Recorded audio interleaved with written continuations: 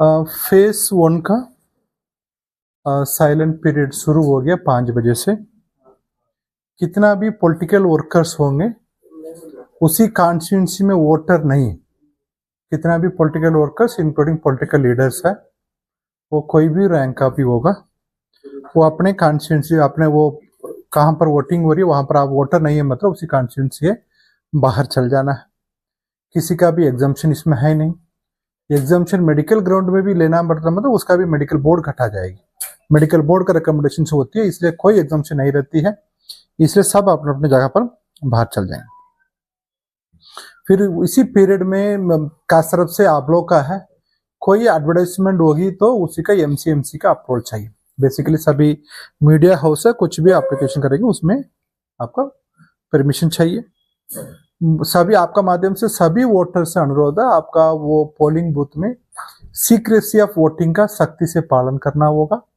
Last election में 2-3 voter है अपने वो ईवीएम के साथ में सेल्फी खींचना, 2 केस था उसमें उनका ऊपर क्रिमिनल केस फाइल हो जाती है, इसलिए सीक्रेसी ऑफ वोट है वो आपका कानून का वायलेशन हो जाती है।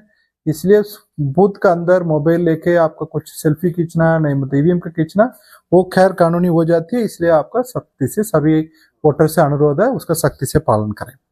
200 मीटर का बाहर आपका इलेक्शन बूथ लगेगी, उसी इलेक्शन बूथ में इसी बार वो लेटेस्ट गाइडलाइंस के अनुसार वहां पर पॉलिटिकल पार्टी वो बैनर झंडा नहीं लगा सकते, वहां पर वो खाना पीना का कोई भी काम नहीं चलेगी, वहां केवल आपका 2 आदमी बैठ के पॉलिटिकल वर्कर बैठ के अपने वो इनफॉर्मल एक स्लिप देता है वो स्लिप दे सकते हैं।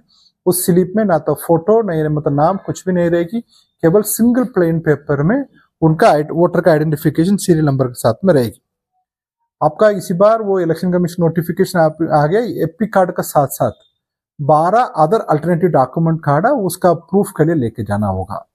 उसमें 13 मतलब एपी कार्ड का मिला के 12 देकर 13 कार्ड तो टोटल हो गया, उसमें आपको उसका लेके जाना पड़ेगा, लेके जाकर उसका आइडेंटिफिकेशन लेके जाना पड़ेगी। वोटर इन्फॉर्मेशन स्लिप का आइडेंटिफिकेशन डॉक्यूमेंट नहीं माना जाता है, परंतु उनसे उसका ले जाने से क्या फायदा होगी, उसमें सीरियल नंबर रहती है, पोलिंग ऑफिसर वो ने अपने नाम का मार्क कॉपी में आइडेंटिफाई करना आसान होती है, इसलिए वहां ले जाएं। वो भी नहीं लेकर मतलब वहां पर बूथ में हम लोग टोकन स्लिप देने के लिए इश्यू किया जा रहा है, उसी आधार पर होगी। आपका वो एनआरआई कोई वोटिंग करना था मतलब उनका पासपोर्ट का ही आइडेंटिफिकेशन माना जाता है, इसलिए उनका पासपोर्ट लेके जाना पड़ेगी। बाकी अदर एक्टिविटीज चलिए, फिर आपका इसी का संबंध में कितना भी रिपोर्ट है वो दे देंगे। केवल ये केस कल से थोड़ा सा बड़ी 54 है, वो भी डिटेल आपका पास शेयर कर देंगे। कितना भी फेस 1 में इलेक्शन चल रही है उसी का टोटल आंकड़ा है वो भी मैं आपका पास शेयर कर देंगे। उसी दिन में कोई वो एक शैडो बूथ के बारे में बात हुई थी, कितना बूथ में शैडो कहाँ पर प्रॉब्लम है करके। टोटल 293 बूथ का शैडो एरिया में है, उसका लोकेशन है 265। वो केवल हजारीबाग, रामगढ़, गिरिडीह, धनबाद, देवघर, गोड्डा, जामताड़ा, साहिबगंज में नहीं, बाकी सब जगह पर है। वो डिटेल भी कितना बूथ है वो बूथ का संख्या भी मैं आपका पास शेयर कर देंगे। Sir first phase